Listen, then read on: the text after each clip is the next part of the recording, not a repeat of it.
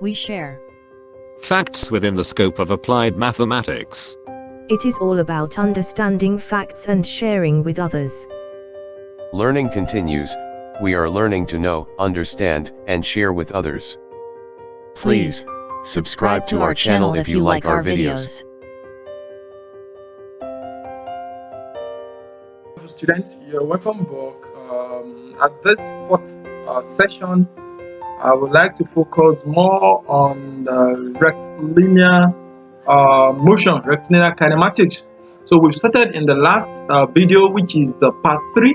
So in this part, which I've mentioned to you, there is actually 10 pages. So I will still focus on the kinematics, rectilinear kinematics motion. So let's start with the journey now. So let's consider this question. A particle, we have a particle, it moves along a horizontal path. This is the velocity of the particle. Now, here we know that t is the time and the unit is seconds. So if it is initially located at the origin O, we're asked to determine the distance traveled after 3.5 seconds and the particle's average velocity. That's not all. We are also asked to find the average speed during this time interval. Now, so let's start with the problem now. So we have the velocity with 3t squared minus 6t. So this is the velocity, and don't forget that velocity is what? The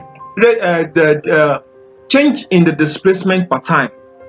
So that's how we say the x dt. Now, this is the velocity. So we move this side to the other side. Then we integrate both sides from 0 to x. So we have it like this. So if you integrate the x from 0 to x, you have x. Then if you evaluate from 0 and x, you have x. Then it's equals to. So what about this? Now let's also integrate this. If you integrate this, you have 2 plus 1, that's 3, then divided by 3. 3 we cancel 3, then you have t raised to power 3. Then minus, this is minus 6t. So we have raised to power 1, then 1 plus 1, that's 2, then divided by 2. That is 6 divided by 2 will give me 3. That's how we obtain this thing. Don't forget the unit of displacement is what? Meter. Now, the next thing is this. We are asked to determine the distance traveled in just 3.5 seconds. That means that after 3.5 seconds, we should determine where the position is. So we have the velocity to be like this. Okay. Now, let's take a look at that like this. We have the velocity, we have the displacement. So what we need to do now is that we are going to use this. Let's first of all plot the graph of the velocity function. I know this is the velocity we are giving. So if we increase time from 0 to 2, then it increases. We have a curve like this. Even don't forget, this is a quadratic, so there will be a turning point at one point. There will be one single turning point, so you can see the turning point here, and at the same time you can see the graphical illustration. This is for the velocity time graph, and here the plot, the graph is from. Before we continue, let's quickly use Microsoft Excel to plot the graph of the velocity with respect to time. Let's use Excel to plot the graph so we can see how it behaves. So now this is an Excel sheet now. You can all see. So let me enter here my time. Let me enter here my velocity. Can you see it? Velocity. I know that the unit of time I can say is the seconds. Okay. What about velocity? The unit is actually meter per seconds. Okay. Put it inside a bracket to show you that I'm talking about the topic. Now here the next thing is for me to enter time. Time, let me start from 0. Let me go to 0.2, 0.4, 0.6. You see that? So I can drag. I just highlight and drag 3.5. I'm actually going to 3.5. Let me stop at 3.6. You see now that I have that. Okay, now the next thing is for velocity. Let me enter the velocity. As you can see, this is the velocity I want to put this time. So let me enter. I'll start with equals to. Are we there? Equals to 3 multiplied by, this is my time. Then I will use caret. Then I will press square. Then I will press minor. Then 6. Then multiply by, this is the time. Then I will press enter. See now that at time t equals 0, then the velocity is 0. Okay. So let me drag. Put everything from what you see there. So let me make it more appropriate. Let me make it bigger. So I have this. So what's next is I want to plot the graph of this against this. go to insert, then I'll go to chart, then I'll click this. You see that there is not, isn't it? Why? Because I didn't highlight this something the data I want to use. So I'm going to highlight now. You see, then I'll go to this space, then I can pick this. I pick this, or you pick dot, or you pick, look at this. This is. So let me use the normal scatter with smooth line markers. Let me use this first now. So I have the velocity function. So this is the graph of velocity with respect to time. Now look at what I was saying now. From time t equals to 0 to 2, you see now that we have a negative velocity. Can you see that? We have a negative velocity here to here. Can you see this now? So that is actually what I will still call your attention to later when we get there. But I'm just trying to show you now that from 0 to 2, when time ranges from 0 to 2, we have a negative velocity. But from 2 to 3.5, we have a positive velocity. From 0 to 3.5 seconds. So this is the graph. Now let's now proceed. It is noticed that from 0 to 2 seconds, the velocity is negative. Can you see that? The velocity is negative because we have the negative displacement. Now, if I may ask you, no, look at it. You can actually plot the graph of this one with respect to time. That is what we are trying to analyze here. And even in your MTS 102, for those of you that have MTS 102, the next topic now will be sketching of curves. So you will understand this topic better when we get there in MTS 102. But while there, let me just briefly explain. You can evaluate V at t equals to 0, at t equals 0.5, at t equals to 1, at t equals to 2, at t equals to 2.5, at t equals to 3. Then you see the curve. You see the curve. So let's proceed now. So within 0 and 2, we notice that we observe a negative velocity. Why? Because of negative displacement. Now, this implies that the velocity is negative, which means that the particle was traveling to the left. Now, don't forget that when I was introducing you to the concept of position, I use this concept of Cartesian plane.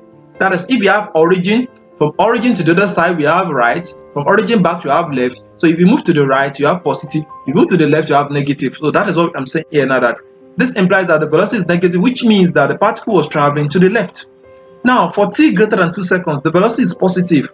That is from here upward.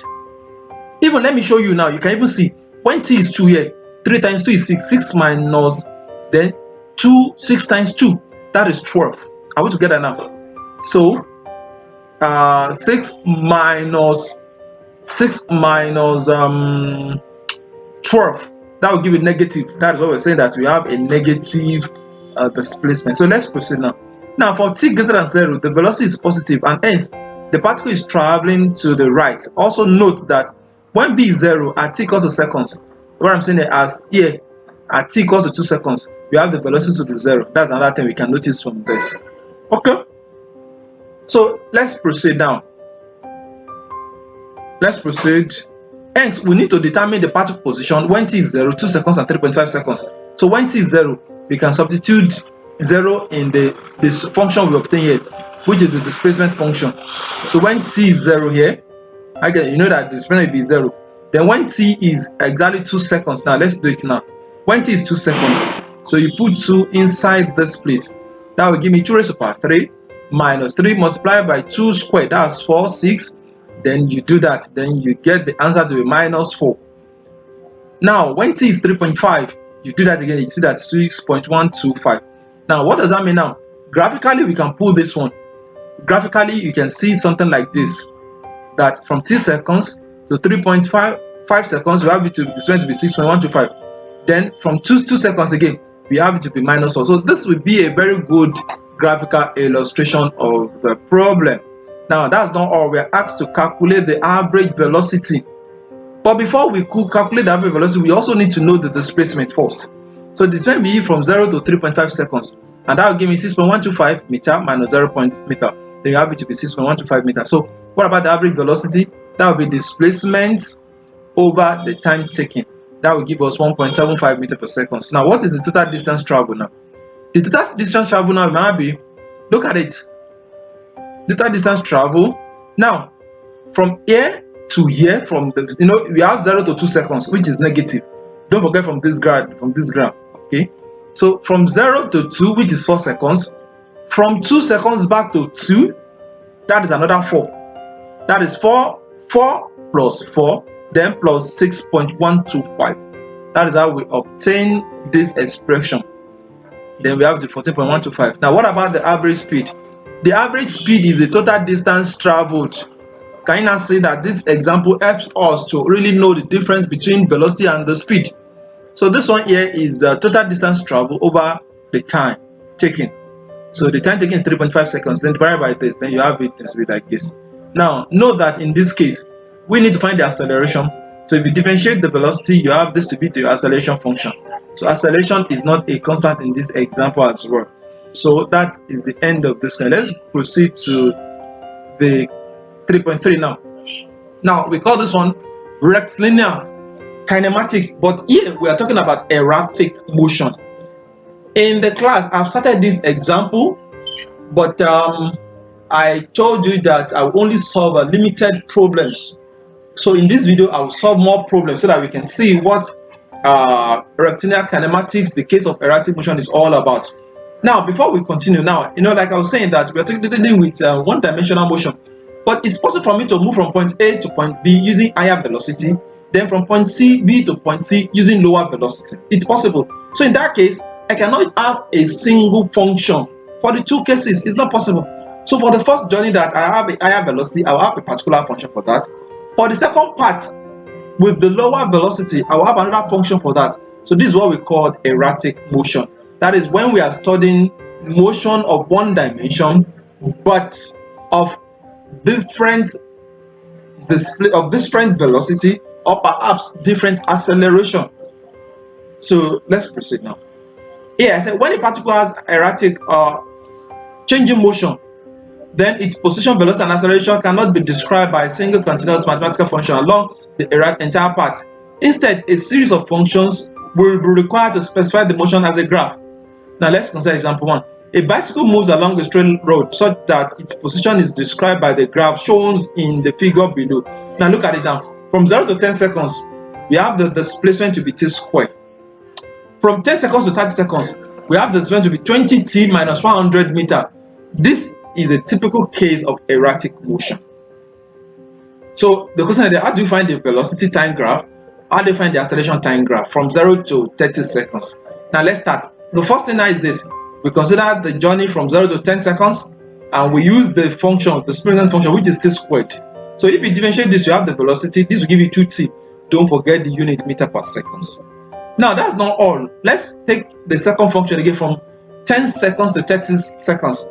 Now look at it where I'm putting less than here. In this case, 10 seconds is not inclusive. Please take note of that. So let's differentiate. If you differentiate, you have the velocity 20 meters per second. Now based on equation 1 and equation 2, which is this, the velocity function from 0 to 10 seconds and the velocity function from 10 to 30 seconds, we can now plot the graph of velocity time graph. Look at the graph now. From 0 to 10, I have it to be 2t. Do you even know that 2t, the slope of 2t is what is 2? And if the slope of 2t is 2, in this case, the intercept is what is 0. So that means that we are talking about increasing relationship between velocity and time. Aha, take note of that. And then B, we have the slope to be negative. Now then we can say decreasing. But in this case now, you can see now that we are talking about increasing relationship between velocity and time. So we are having it to be like this. So this is from 20 to 10. Now let's proceed to the second phase of the journey now. For the second phase, that is from 10 less than c less than equals to 30.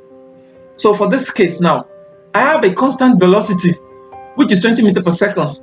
So from 10 to 30, I have it to 20 meters per second. So that is the velocity time graph. Now let's proceed. That's not all, because we are also asked to find the acceleration time graph. So what do we do now? We differentiate 2t, you get 2. If you differentiate 20, you have what? 0. Because if you differentiate constant, you have what? 0. So we have this to be 2. Then from 0 to 10. Then from 10 to 30, we have the acceleration to be 0. Are we together? We have it to be 0. So that's all with that question. Let's move to page 34 now. Here, there's a particular car. The car starts from rest. Don't forget, when it starts from rest, that means that the displacement is 0 when the time is 0. Even the velocity is 0 when the time is 0. So track so that it accelerates at 10 meters per second for 10 seconds and then decelerates at 20 meters per second. Now, draw A, velocity time graph, B, position time graph. You see, we asked to determine time t bar needed to stop the car. D, how far has the car traveled? Now let's consider this. Now we have A, this is the motion. Now we have it to be 10 meters per second from 0 to 10. Then from 10 to unknown time, the acceleration is what is A2. But here we know that it decelerates. That is why we have it to be -2. Okay, now let's start. Now starting with A is the V dt. So for me, you can say that the V is what? A dt. Now using the initial condition, V is 0 when t is 0. We have from here now, we know that the object starts from rest. Okay, so if you integrate now, then you have 0 to V dv, 0 to t 10 dt. So if you integrate dv, you have v. If you integrate 10, you have 10t. Now from this implies that when t is 0, when t is 10, we need to find the velocity. When t is 10, what is so special about 10 is that at this place, we need to know the velocity at this point. So how do we get the velocity at this point? What we need to do is that we substitute 10 into the velocity function that we obtain here, which is the function for the velocity within 0 and 10 seconds. So we have it to be 10 meters per second now. We shall now use this as the initial velocity for the next period. Next period means that the next phase of the journey. So here we now have to be 10 seconds less than equals to t, less than equals to t bar. Here acceleration is -2 meters per second and v naught is 100 meters per second and t naught is what is 10 seconds. Now let's integrate now. We have the v, the t equals acceleration. So that means that the v is -2 the t. So let's integrate from 100 to v, because the initial velocity is what is 100, the final velocity is what is v. Now in that case, now we have for the other side, we integrate from 10 seconds to the t that we don't know, that is -2. So if you integrate the v, you have v, then you evaluate from 100 to v. If you integrate -2, you have -2t, then from 10 seconds to t. Now if you do this, this one means that v minus 100 then is equals to -2 into brackets, then let's substitute t now, that will be t, then minus 10 seconds. That's how we obtain this -2 meters per second. Don't forget that this -2 is acceleration, then it's multiplying time, and time is 10 minus 10 seconds. So if you expand now, this is t, so you expand. So this one will give you 2 times 10, that is 20 seconds then meter per second. So you now see that here, seconds times meter per second squared will give you meter per second. So if you join it together, you now see that the unit of this one is now meter per second. The unit of this one is also meter per second. So we have it to be like this now. So what is next now? We need to know when the object will be at rest. The object will be at rest when v is 0. So let's put 0 here. Let's equate this one to be 0. So if you do that, you see that t is what? This one will come to this to give you 2t equals to 120. Then you divide it by 2, then you have your t to be what? 60 seconds. That means that at exactly 60 seconds, the object will go to rest, because the acceleration function is what we have in this figure. So let's proceed now. So we have it to be like this. Now let's go and find the velocity time graph. Now from 0 to 10, we know the velocity will be 10 seconds. Then what about from 10 to 60? We know the velocity will be -t, 2t plus 120. So next thing is to obtain the displacement time graph using this, because here we know that velocity is what the s dt. So if you do this, you integrate both sides from 0 to 10, and then v is 10 meters per second. So if you integrate, you have 10t, then you do that. How do I get v to be 10t here? Because of here, from 0 to 10. From 0 to 10, I need to start with from 0 to 10. From 0 to 10, velocity was 10t. So that's I have 10t here. So equals to this. So the displacement is now 5t squared. That is from 0 to 10 seconds. What about from 10 to 60? From 10 to, okay, but before we proceed, at exactly 10 seconds, don't forget this is 10 seconds. At this 10 seconds, we need to know the displacement. So how do you do that? You put 10 inside this function. So you put 10, that will be 5 times 10 squared. That is 500 meters.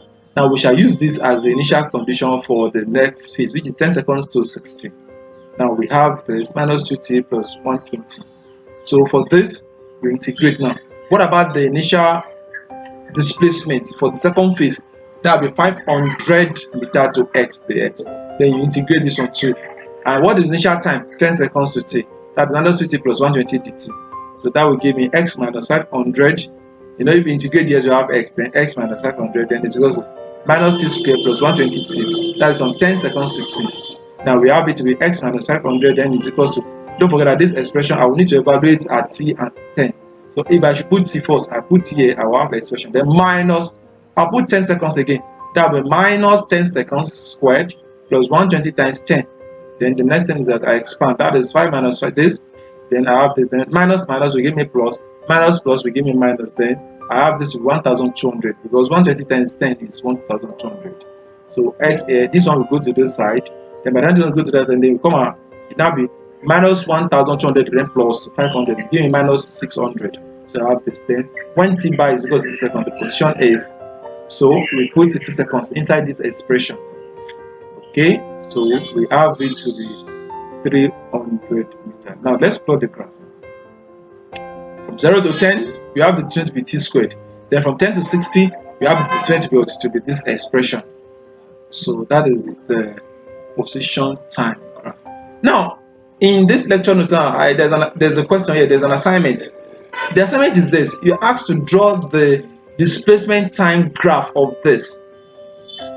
So at the same time, you have to find the acceleration time graph. But you have to know that at the initial time, which is 0, we have the displacement to be 0. But here, from 0 to 2 seconds, we have the velocity to be 2t. So how do you get the displacement time graph? In that case, you need to integrate this expression. If you integrate this, you have the function for the position time graph. But if you differentiate, you have the function from acceleration time graph. So you can do that. Now look at the second question I have in your lecture note, which is the assignment. You're asked to draw the velocity time graph if v is 0 when t is 0. And if the equation, you're asked to also find the velocity function for each segment. You know, we have two segments here now. From 0 to 2, we have it to be 2 seconds. Then from 2 to 4, we have to be minus 2 seconds. Now, a particle starts from x equals 0 and travels along a straight line with a velocity v equals to this, where t is in seconds. Construct velocity time and acceleration time graphs for the time 0 to 40 seconds. So I would advise you to do this. Now let's go to page 37 now. That is the beginning of my journey. You know, I've told you before, I said in this course, we are going to study what Isaac Newton did, how he obtained the equation of motion. And you also remember that there's something I explained to you, that for these three laws of motions, for this equation to be valid, we need to bear in mind that acceleration is a constant function. Acceleration is constant. Okay, now let's start now. If acceleration is dv dt, let's make dv the subject of formula. So you have dv equals a times dt. If you integrate both sides, integrate this one over the range of initial velocity to final velocity, integrate this over initial time to final t. So in this case now you have my v minus v naught, then you have this to be acceleration of t, then t minus 0. So you have v minus v naught equals to acceleration into bracket t minus 0. Then don't forget that this is initial time is 0. So if you multiply this, you have this. Then you have v minus v naught equals to what? 80. So you can make v the same formula. Then you have equation 1. This is the Newton's law of motion, equation 1. Now let's go to equation 1 again. We have the velocity function depending on time. And I know that velocity is dx dt. So I can now say that dx dt equals to what? V naught plus 80, which is this expression. So I only change my v here to be dx dt. So let's dt go to the other side here. So I can integrate. If I integrate from v naught, from x naught to x, then I integrate this one from 0 to t. So what is the next thing again? If I integrate this one, I have x from x naught to x. Then if I integrate this one now you know this one, there is t raised to power 0 here. But now you add 1 to you have t. This one to you have t squared here. So that will be t squared over 2. No, we are integrating, not differentiating. We are not differentiating, we are integrating. So with that, we have this. Then you evaluate from 0 to t. Then you put t. So one thing is that you make x 0 formula, then x naught will come in. But you know, most time x naught is always 0. So if x naught is 0 now, you see that if this should go, you have the second equation of motion according to science Newton. Now let's proceed now to the last case. Now the third expression, we use the two expressions that we've used before, that is acceleration and velocity. Here acceleration is the v dt, while velocity is dx dt. So from both we can make dt the subject of formula. So if you do that, you have the t here to be dv over a. From here you make the t, that's the x over v. So then we have our dv over a equals to dx, because dt and dt they are the same. So you have it like so, v will come here, then a will come here. So you integrate. So that is v naught to v, then x naught to x. So if you integrate v squared, that will be v squared. You know, if you integrate v, that will be 1 plus 1 over. So please, for this case, there's nothing here. Nothing here. So if you integrate now, you have v squared over 2, then for v naught to v, then if you integrate a. You know, this is the same thing as a multiplied by x is power 0. So you have ax, then x naught to x. So what is the next thing? Now you substitute. You have your v squared then minus v naught. Then what about this one? You have x minus x naught. Then you have this expression. So what about this? We can make this one to come inside. Then we can multiply both sides by 2. Then you have the third equations of motion. Now what is the next thing we need to know? That let's remark. The algebraic sign of x naught, v naught, and a are determined from the positive direction of the x-axis. You know, in this case now, we are not talking about when the velocity is negative. That is a remark number that is very important here, that the algebraic sign of x naught, v naught, and a are determined from the positive direction of the x-axis. Now number 2, these equations are useful only when the acceleration is constant. These equations are useful when the acceleration is constant and when initial time is 0, initial displacement is x naught, initial velocity is what is v naught. But please take note of this expression when acceleration is constant. So the next thing now is this. Number 3. A typical example of constant acceleration motion occurs when a body falls freely down towards the earth. Now, if you go back to page 13, summary of facts, you see something related to this. That is why we're talking about the work of Galileo Galilei, the case of free falling body. So that is another very good example. Now, number 4, if air resistance is neglected and the distance of fall is short, then the downward acceleration of the body when it is close to the earth is exactly 9.81 meter per second squared. Now let's proceed again. Now 39, let's start using the equation of motion. Let's solve some example using the equation. Now during testing stage, we have a rocket that is positioned at 40 meters above the ground. Look at the example now. This is it now, from the ground floor to the position of the aircraft, but the position of the rocket is actually 40 meters above the ground. After traveling for a while, its engine fails. Look at it, it's coming here, bam, then the engine fails. Then what will happen? It will come back to the surface of the earth. But at this point, there will be a turning point. And in that case, we have our BB, which is the velocity at this point P to be 0. Don't forget it starts from A to P, then the engine fails, then it comes down. Now let's consider. After traveling for a while, its engine fails.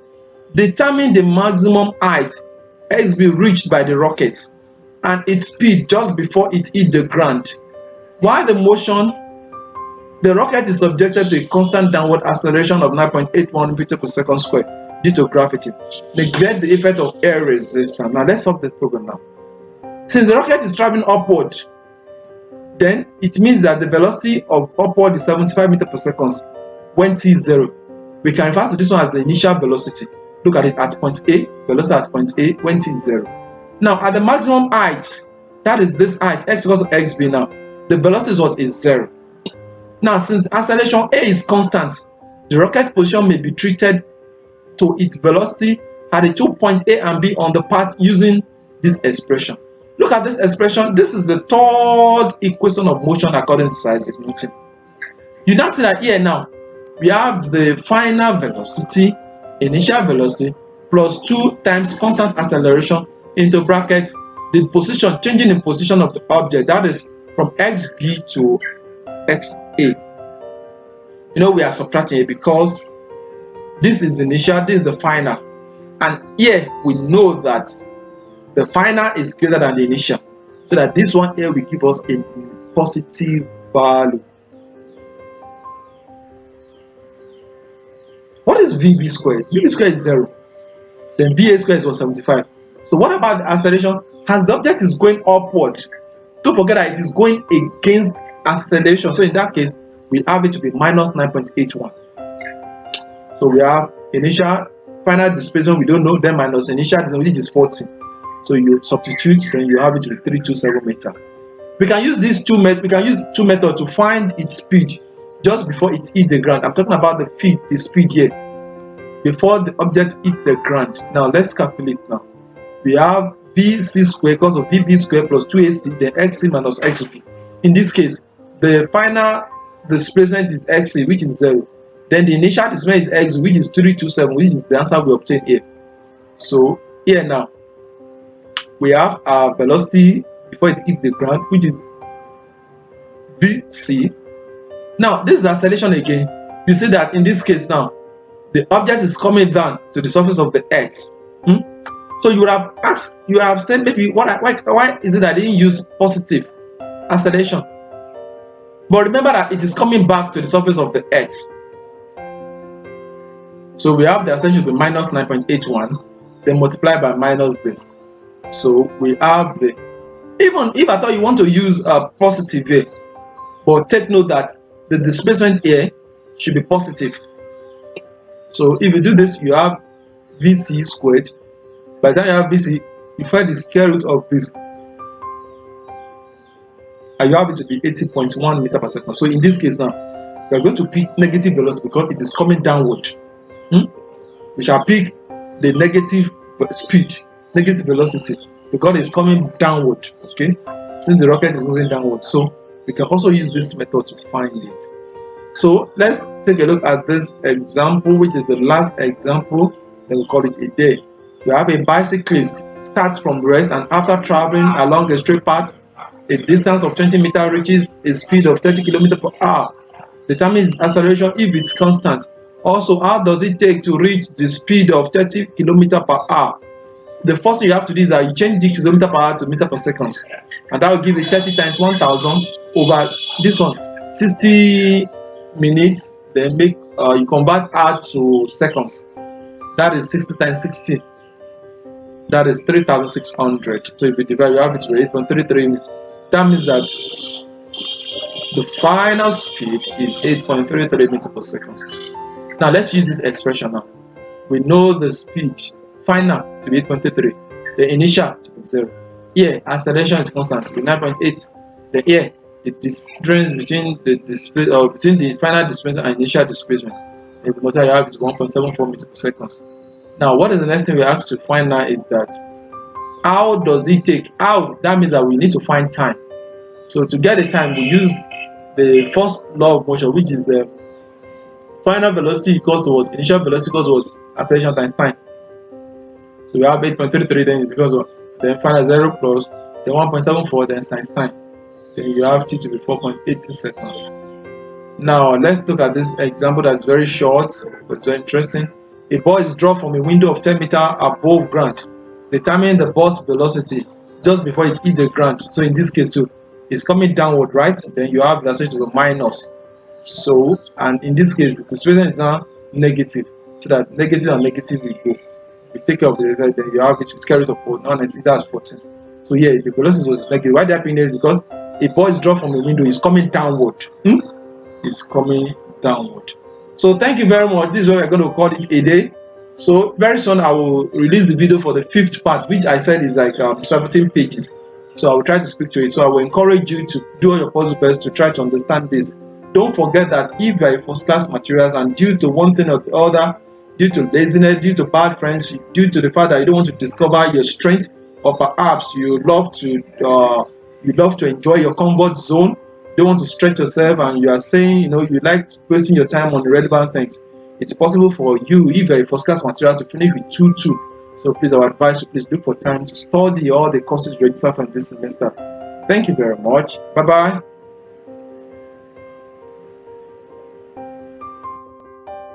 We share.